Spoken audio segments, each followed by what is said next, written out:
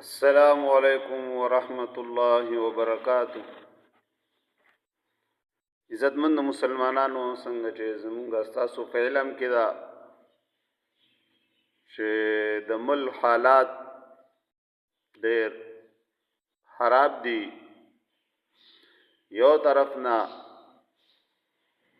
بارانونه دي، بل طرف ته زلزلې دي، بل طرف ته د ملک حالات ګرانی ده.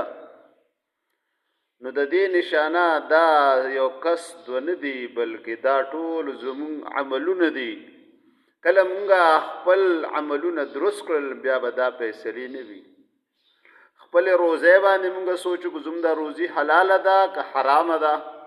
زه کاروبار کوم، دا زه په کومه توګه کوم، دی کې زه حلال کوم دا که نه حرام کوم، دوکه څومره ورکوم. د خپلو تور سرو د دوی زه د پردیس خیال ساتم که خیال نه ساتم.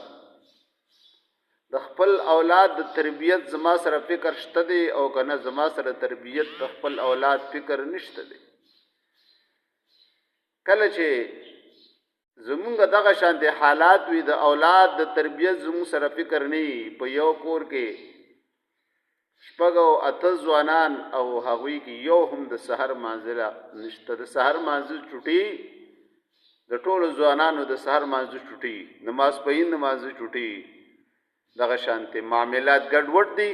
نو چې معاملات ګډوډ دي نو دا یو کس ته ګوته نیسل نه دي پکار چې دا پلان کې وجې د پلان کې وجې. خپل عمل ته وګوره زما عمل څنګه دی. بس یو کس ته دو کسو ته ګوته مو نیسه چې دا پلان کې کس دی، دا پلان کې کس ته وجې، پلان کې کس ته وجې. یو ګوته چې ځان ته نشي، څلور ګوتې پنځه ګوتې به دا تا ته راځي.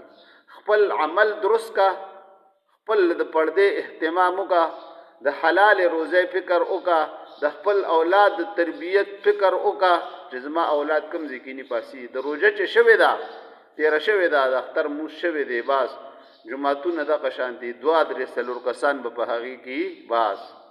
دغه زموږ مسلماني ده. نو چې زموږ دغه مسلماني ده نو بیا به د الله رب العزت د طرفه فیصلې به دغه شانتي. نو یو کس ته ګوته نیسل نه دي پکار، خپل ګریوان کې کتل پکار دي. که ته یو کس ته ګوته نیسي، یو ته کنزل کوې، نو بل سره هغه سره ژبه ده، هغه به تاله د دې نه ښه جواب به تاله درکړي.